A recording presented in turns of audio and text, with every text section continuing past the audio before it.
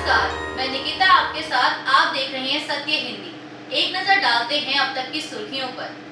अमेरिकी senator Lindsey Graham ने चेतावनी दी है कि राष्ट्रपति डोनाल्ड ट्रंप उन देशों पर भारी टैरिफ लगाएंगे जो रूस से तेल आयात करना जारी रखेंगे। लिंडसे ग्राहम ने खासकर भारत, चीन और ब्राजील का नाम लिया। हाल ही में फॉक्स न्यूज को दिए एक इंटरव्यू में ग्राहम ने कहा कि ट्रंप उन देशों पर टैरिफ लगाने जा रहे हैं जो रूसी तेल खरीदते हैं, चीन, भारत और ब्राजील। अमेरिकी सीनेटर का कहना है कि रूस से तेल खरीदने वाले देश यूक्रेन के खिलाफ जंग के लिए पैसे जुटाने में रूस की मदद कर रहे हैं। उन्होंने कहा कि राष्ट्रपति ट्रंप इन सभी देशों पर 100% टैरिफ लगाने जा रहे हैं, जिससे उन्हें पुतिन की मदद करने की सजा मिलेगी। लिंडसे ग्राहम ने कहा कि मैं चीन, भारत और ब्राजील से यही कहूंगा कि अगर आप इस युद्ध को जारी रखने के लिए सस्ता रूसी तेल खरीदते रहे तो हम आपको पूरी तरह तबाह कर देंगे और आपकी अर्थव्यवस्था को तहस नहस कर देंगे, क्योंकि आप जो कर रहे हैं वो ब्लड मनी है। बिहार में विशेष गहन संशोधन यानी SIR को लेकर विपक्ष ने मंगलवार को तीखा विरोध जताया। आम आदमी पार्टी सांसद संजय सिंह, कांग्रेस अध्यक्ष मल्लिकार्जुन खड़गे और अन्य सांसदों ने नियम 267 के तहत नोटिस देकर इस मुद्दे पर सदन में चर्चा की मांग की, लेकिन लोकसभा में स्पीकर ओम बिरला और राज्यसभा में उपसभापति हरिवंश ने इसकी अनुमति नहीं दी। इस पर काफी हंगामा हुआ और सदन को फौरन स्थगित कर दिया गया। विपक्ष का आरोप है कि SIR के जरिए हाशिए पर रहने वाले समुदायों के मतदाताओं को वोटर लिस्ट से हटाया जा सकता है, जो लोकतांत्रिक अधिकारों के लिए खतरा है। लोकसभा में कांग्रेस सांसद मणिकम टैगोर और गौरव गोगोई ने भी स्थगन प्रस्ताव देकर इस मुद्दे को उठाया। इसी बीच संसद की कार्यवाही में जाने से पहले तमाम विपक्षी दलों के सांसदों ने मकर द्वार पर SIR के खिलाफ जबरदस्त प्रदर्शन किया, जिसका नेतृत्व नेता विपक्ष राहुल गांधी ने किया। इस प्रदर्शन में समाजवादी पार्टी अध्यक्ष अखिलेश यादव, DMK सांसद कनी मोची समेत तमाम विपक्षी सांसद शामिल थे। सांसदों ने कहा कि बिहार SIR न सिर्फ संविधान विरोधी बल्कि देश के लोकतंत्र के खिलाफ है। बिहार में भी मतदाता सूची के विशेष गहन पुनरीक्षण यानी SIR को लेकर विपक्षी दलों ने बिहार विधानसभा के बाहर विरोध प्रदर्शन किया। विरोध के तौर पर विपक्षी दल के सदस्य काले कपड़े पहनकर विधानसभा पहुंचे। विपक्षी दलों का आरोप है कि SIR के बहाने भाजपा गरीब और अल्पसंख्यक लोगों को वोटर लिस्ट से हटाना चाहती है। RJD नेता अब्दुल बारी सिद्दीकी ने कहा कि अगर चुनाव आयोग को मतदाता सूची में सुधार करना ही था तो पहले क्यों नहीं किया। उन्होंने कहा कि बिहार के सरकारी आंकड़ों के हिसाब से 3 करोड़ लोग बिहार से बाहर मजदूरी करने जाते हैं। चुनाव के वक्त अपने मताधिकार का इस्तेमाल करने आते हैं। जो गरीब मजदूरी करने के लिए गया है उसके लिए चुनाव आयोग ने क्या व्यवस्था की। पुनरीक्षण बहाना है, इसका मकसद गरीब और अल्पसंख्यक को मतदाता सूची से हटाना है। बिहार विधानसभा का मानसून सत्र विपक्ष के हंगामे के बाद स्थगित कर दिया गया। इस दौरान RJD नेता तेजस्वी यादव ने बिहार में विशेष गहन पुनरीक्षण अभियान को लेकर विपक्ष के विरोध पर एक प्रेस कॉन्फ्रेंस को संबोधित किया। उन्होंने कहा कि आज बिहार विधानसभा मानसून सत्र का दूसरा दिन है। विधानसभा चुनाव से पहले हम सभी के लिए यह आखिरी सत्र है। इसी बीच बिहार चुनाव आयोग ने मतदाता पुनरीक्षण का फैसला लिया। हमने पहले भी इसका विरोध किया था और कुछ सुझाव भी दिए थे, लेकिन कोई नतीजा नहीं निकला। चुनाव आयोग बिना मतदाताओं के ही प्रविष्टियां अपलोड कर रहा है और मुहर लगा रहा है। ऐसे 11 दस्तावेज हैं जो ग्रामीण बिहार के पास नहीं है और यही समस्या राज्य के बाहर काम करने वाले लोगों के साथ भी है। आज सभी विपक्षी नेताओं ने इस मामले पर चर्चा के लिए विधानसभा में कार्यस्थगन प्रस्ताव लाने की कोशिश की। बिहार विधानसभा लोकतंत्र का सबसे बड़ा मंदिर है। बिहार लोकतंत्र की जननी है। अगर लोकतंत्र को खत्म करने की कोशिश की गई तो हम चुप नहीं बैठेंगे। भारतीय चुनाव आयोग ने बिहार में चल रहे विशेष गहन संशोधन यानी SIR के लिए आधार, वोटर ID और राशन कार्ड को प्रमाण के रूप में स्वीकार करने से साफ इनकार कर दिया है। उसने सोमवार को इस संबंध में एक हलफनामा सुप्रीम कोर्ट में दाखिल किया।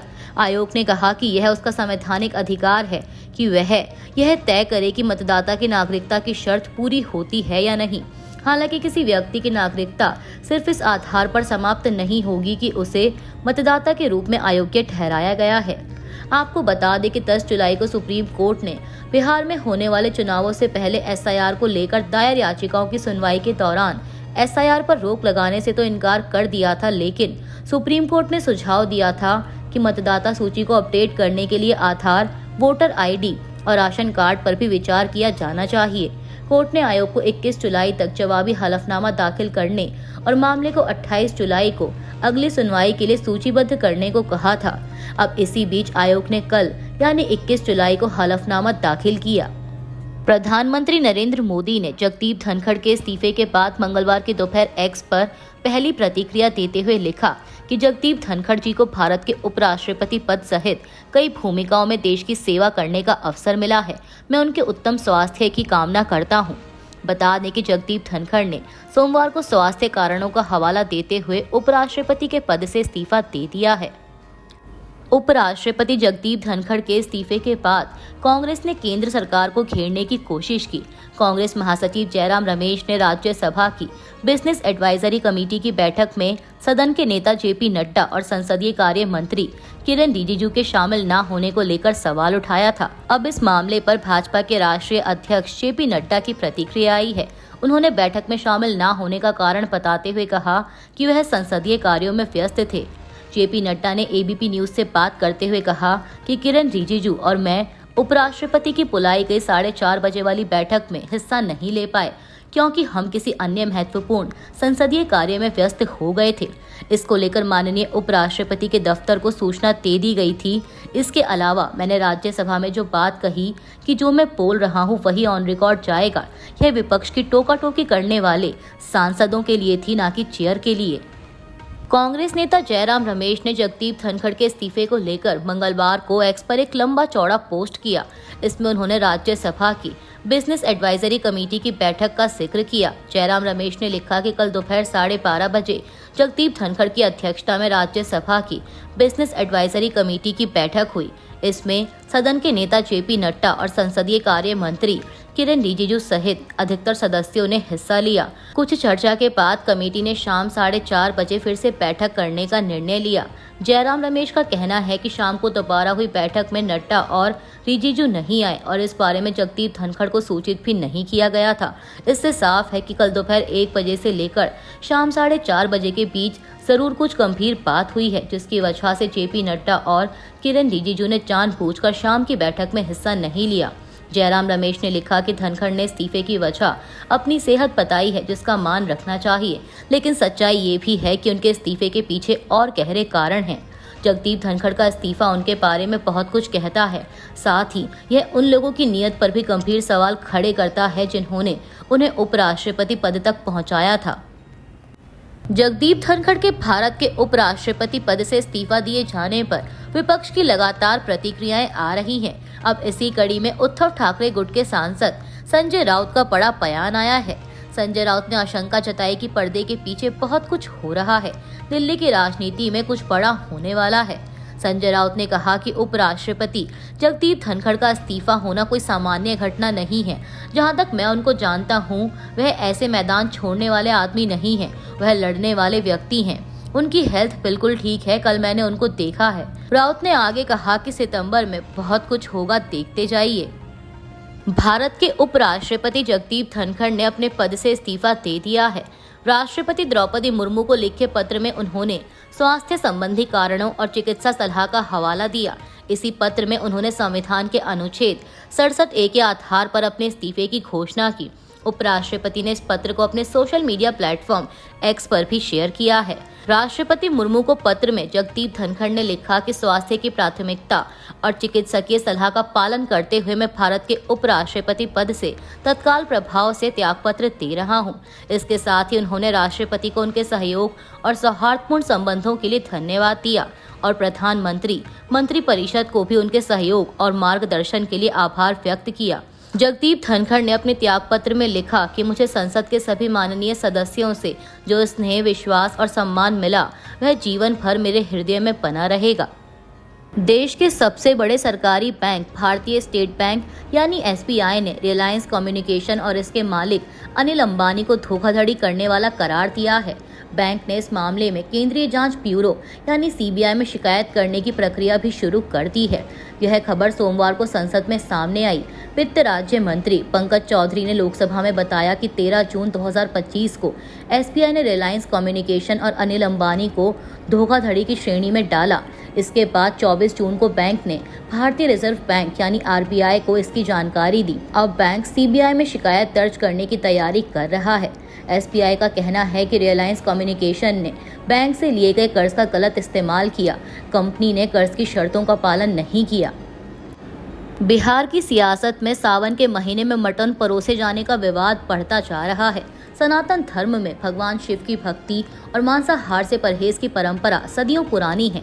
इस बीच केंद्रीय मंत्री और जेडीयू सांसद ललन सिंह की मटन पार्टी से शुरू हुआ विवाद अब नया मोड़ ले चुका है। दरअसल आरजेडी नेता तेजस्वी यादव ने सोमवार देर रात एक वीडियो शेयर कर एनडीए दलों की पटना बैठक में मटन परोसने का दावा किया। सोमवार देर रात आरजेडी नेता तेजस्वी ने एक वीडियो शेयर कर नया सियासी बम फोड़ा। इस वीडियो में एनडीए की एक बैठक में लंच या डिनर के दौरान बूफे टेबल पर एक बर्तन दिखाया गया जिस पर मटन लिखी पर्ची लगी थी। हालांकि बर्तन का ढक्कन बंद था। तेजस्वी ने इस वीडियो के जरिए एनडीए पर निशाना साधते हुए सवाल उठाया कि जब विपक्ष के नेता मटन या मछली खाने के लिए आलोचनाओं का शिकार बनते हैं तो एनडीए की इस मटन पार्टी पर चुप्पी क्यों? और अब इस मुद्दे पर भाजपा की खामोशी ने सियासी हलकों में सवाल खड़े कर दिए हैं। महाराष्ट्र के मुख्यमंत्री देवेंद्र फडणवीस ने 2006 के मुंबई ट्रेन धमाकों के मामले में बॉम्बे हाईकोर्ट द्वारा सभी 12 आरोपियों को बरी किए जाने के फैसले को बेहद चौंकाने वाला करार देते हुए ऐलान किया है कि राज्य सरकार इस फैसले को सुप्रीम कोर्ट में चुनौती देगी। बता दें कि यह फैसला 21 जुलाई 2025 को सुनाया गया, जिसमें हाईकोर्ट ने अभियोजन पक्ष की विफलता का हवाला देते हुए सभी आरोपियों को बरी कर दिया। गौरतलब है कि 11 जुलाई 2006 को मुंबई की लोकल ट्रेन में सिलसिलेवार धमाके हुए थे, जिसमें 189 लोगों की मौत हुई और 824 लोग घायल हो गए थे। 2006 में मुंबई के पश्चिमी रेलवे के उपनगरीय ट्रेनों में 11 मिनट के अंतराल पर 7 धमाके हुए। यह धमाके उपनगरीय ट्रेनों के पहले दर्जे के डिब्बों में रखे गए प्रेशर कुकर बम से कराए गए थे। इस मामले में मकोका की विशेष अदालत ने सितंबर 2015 में 12 लोगों को दोषी करार दिया था। लाइव लॉ की रिपोर्ट के मुताबिक विशेष अदालत ने 5 दोषियों को मृत्युदंड और 7 दोषियों को आजीवन कारावास की सजा सुनाई थी और इसके लगभग 1 दशक बाद यानी कल सोमवार को अब बॉम्बे हाईकोर्ट ने सभी 12 लोगों को बरी कर दिया है। निजी विमानन कंपनी एयर इंडिया ने मंगलवार को कहा कि उसने अपने बोइंग 787 और 737 विमानों के बेड़े में ईंधन नियंत्रण स्विच यानी फ्यूल कंट्रोल स्विच के लॉकिंग तंत्र का एहतियाती निरीक्षण पूरा कर लिया है और कोई समस्या नहीं पाई गई। पीटीआई के मुताबिक विमानन सुरक्षा नियामक डीजीसीए ने पिछले हफ्ते एयरलाइनों को 21 जुलाई तक अपने बोइंग 787 और 737 विमानों में ईंधन स्विच लॉकिंग सिस्टम का निरीक्षण करने का निर्देश दिया था।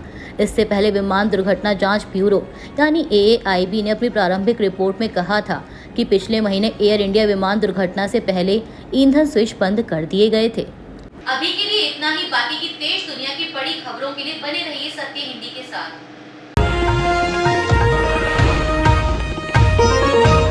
Copyright disclaimer under Section 107 of the Copyright Act 1976. Allowance is made for fair use for purposes such as criticism, comment, news reporting, scholarship, and research.